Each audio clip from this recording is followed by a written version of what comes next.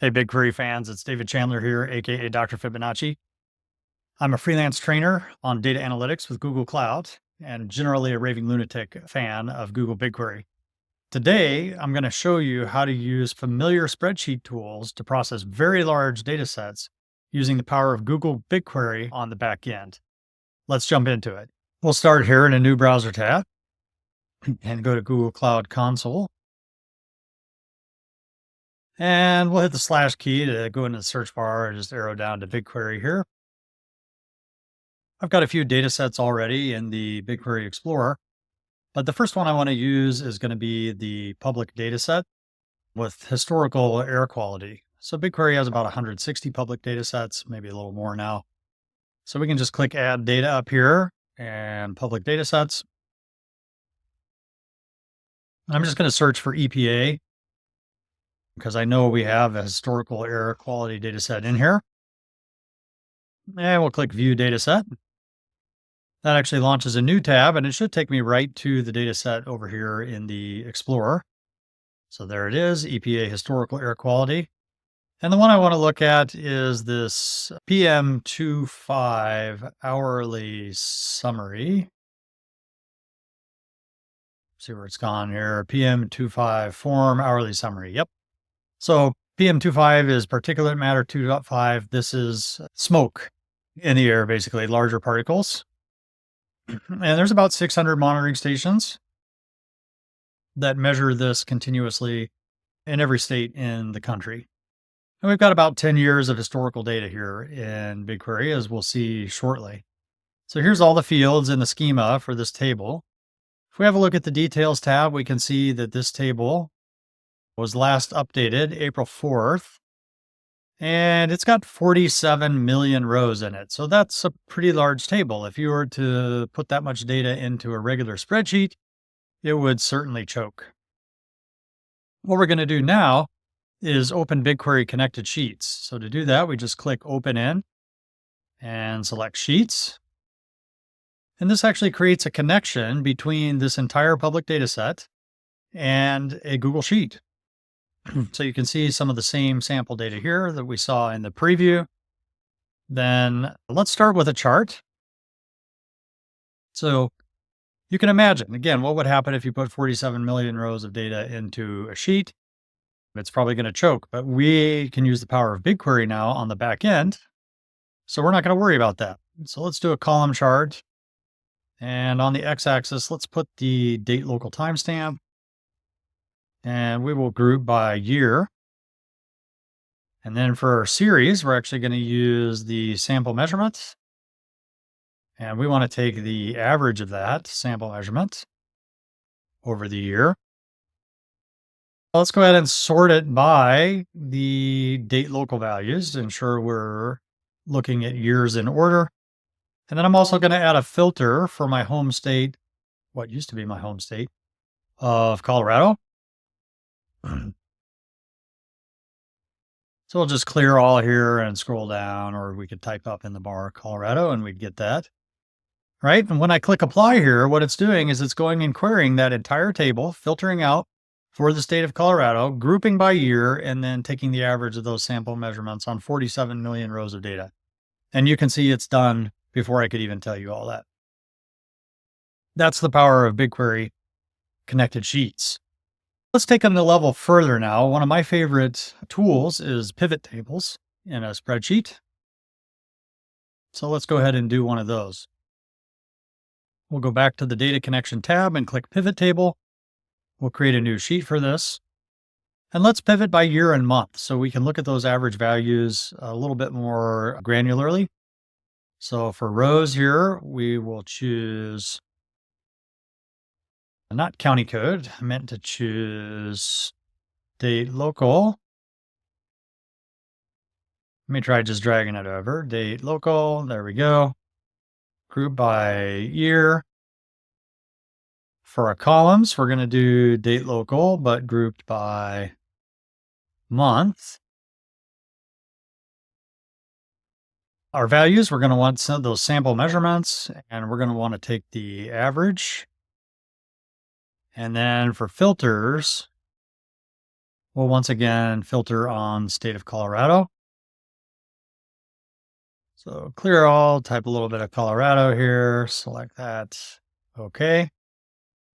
And then also back up to the date local year, descending, sort by date local. No, we're all good. So we click apply. And what happens is it now goes and runs all the numbers, aggregating for every year and month combination. And we get back results very quickly once again. Let's make this a little easier to read. We'll drop some decimal points here and shrink up the columns a little bit as well. I'll close the pivot table editor, and then I'll do one of my very favorite things for visualization, which is conditional formatting. This is going to make it a lot easier to read these numbers and see the highs and lows. So we'll use a color scale, green, yellow, red, and boom. Now we can very quickly and easily see that there's some seasonality in the data. It looks like the winter months tend to be a little bit more smoke in the air. August tends to be a particularly bad month in Colorado, with 2021 being a very bad, the high point in our graph here. And that makes sense. There was literal smoke in the air. I lived in Colorado in that year, and there were a lot of wildfires. A lot of people with asthma like myself had trouble. So we've been very quickly able to look at 47 million rows of data using our familiar spreadsheet graphing and pivot table tools with BigQuery Connected Sheets. Now let's scale it up to 1 billion rows. For this example, I'm already set up with the Wikipedia dataset. This is one of the larger datasets in BigQuery Public Data. We're looking here at the page views 2025 table. Very simple table, just contains the timestamp of each, it's a day actually. For each day, there is the sum of the number of views of each article. So the wiki indicates the language and then the title of the article, the sum of the number of views for the day, and that's indicated in this timestamp. Let's have a look at the table size here. Looks like it was last updated April 9th, 2025. That's today. So this table is updated continuously. That's great. It means it's going to be real live data we're looking at here. And if we scroll down to look at the table size, the total size here is 17 billion rows, constituting almost 1 terabyte, 749 gigabytes of data. I am going to shrink this up just a little bit, not because of limitations of Google Sheets, but just because I don't want to query almost a terabyte of data, because that would cost me about $6 at the default pricing in BigQuery. So let's query this table and find just April's data here. And to do that, you know what? We could do lots of fancy stuff with timestamps and like in the sample query here. But I'm lazy. Let's just use Google Gemini to do it even easier than that. So we'll select all data from page views 2025, where, let's just say for the month of April. And because Gemini here is connected to our actual tables, it's guessed that page views 2025. It recognizes that is one of our tables in the public data set. And so it's actually generated correct SQL code for me here. Select star from page views 2025, where date of date hour is between April 1st and April 30th.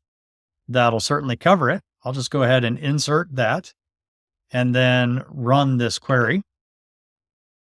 So hit Command Enter to run it. And it'll take a little bit here, maybe a few seconds as we're waiting for results. Looks like we got an error. Okay, response too large to return. Consider specifying a destination table. So that's actually a limitation of the BigQuery UI. When you're running in the web here, it doesn't know what to do with a billion rows all in the web browser. And so we do need to specify a destination table. I should have done this earlier. Let me go ahead and blow the screen up a little bit here so you can see better anyway. And we'll just shrink off the left side. Then we'll go into query settings here. Set a destination table. And I'll put it in my demo data set here. Looks like we got to type a little more. There it is. We'll just call this page views 2025 April. And scroll down to the bottom and select save. You can see now there's a little gray bar here in our editor window that shows the destination table has been set. So now if I run this query again, this time it will pull the same results, but now it's actually going to put it into a BigQuery table that's a little smaller in size, and then we can pull that into our sheet. All right, there we have it. Looks like it took about 15 seconds. Used 3 hours, 49 minutes of slot time. A slot in BigQuery is just a parallel worker. So if we want to do a quick back of the envelope calculation here, we could actually figure out about how many parallel workers were used to process this amount of data.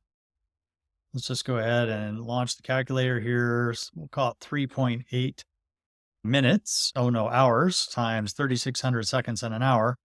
That slot time consumed there would be about 13,680 CPU seconds. But then we divide by 15 elapsed seconds to get 912.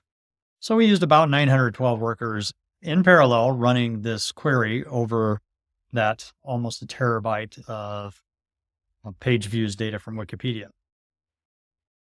Now let's look for our table. Should be over here in my demo data set, since that's where I said it should go. So Dr. Phibb test project. Here's demo. And there it just is, page views 2025, April. This table is still 1.5 billion rows, as you can see here. And it's about 65 gigabytes in size. So we're much, much larger than the 47 million rows of historical air quality data we were looking at earlier. All right, so let's open it in Sheets, just like we did before. Once again, makes a live connection between our sheet and BigQuery on the back end. And let's find out what were the top 10 Wikipedia articles viewed in English for the month of April here. And we'll do it by day. So once again, I'm going to launch a pivot table. For the rows, this time I want to say the title of the article because I'm going to be looking for top 10. For columns, we'll just take that timestamp and group by day. It happens to be the day of the month, so we'll just go ahead and call it day of the month. Then for the values, what we want to see is the total number of views, and we do want the sum of number of views of each article by day. And then for filters, let's go ahead and filter on the wiki itself just to restrict those language groups a little bit. So we'll add a filter here. And we'll clear all, and we'll just select our English language wikis. So that'll reduce our results a little bit as well. We're going to sort by the sum of the number of views because we want the top 10. And we'll do this in descending order as well. All right, so we're all set. Let's click apply. This actually now runs the query against BigQuery to sum the total number of views for all the articles in that 1.5 billion row data set. It's going to find the top 10 articles and give us the number of views. And there we have it. So looks like the top 2 look special. We have main page and special search. But then it looks like our top viewed article so far this month is on Val Kilmer. Next up, we have 1989 Tiananmen Square article. So let's use conditional formatting again to make it a little bit easier to see any trends in the data here. So we'll just do format, conditional formatting, color scale, red, yellow, green. Look at that. It looks like there were a large number of searches for Val Kilmer on April 2nd, and that makes sense because sadly he passed away April 1st. So again, power of data, 1.5 billion rows. We're able to quickly visualize and start to get information from the data using Google Sheets with the power of BigQuery on the back end. So you might be asking, can I do this as well? Do you have some kind of special privileges or account access? And the answer is no. I just did this in my Gmail account. You can do the same thing. Everybody has this capability to connect Google Sheets and a Gmail account to Google BigQuery. If you use Google Workspace already at your workplace, you already have this capability as well, and there's no additional charge for BigQuery Connected Sheets. You might also ask, how much does it cost? Everything I did today cost less than $1. But it wouldn't even cost that because BigQuery actually lets you query up to a terabyte of data per month for free. And the amounts of data we were working with here were less than a terabyte, so it easily fits within that. The biggest query that we ran was the last one in the spreadsheet where we're looking at the top 10 Wikipedia titles by number of views. And that query would have cost about 40 cents. So I hope you've enjoyed learning a little bit about BigQuery Connected Sheets and seeing the power of it.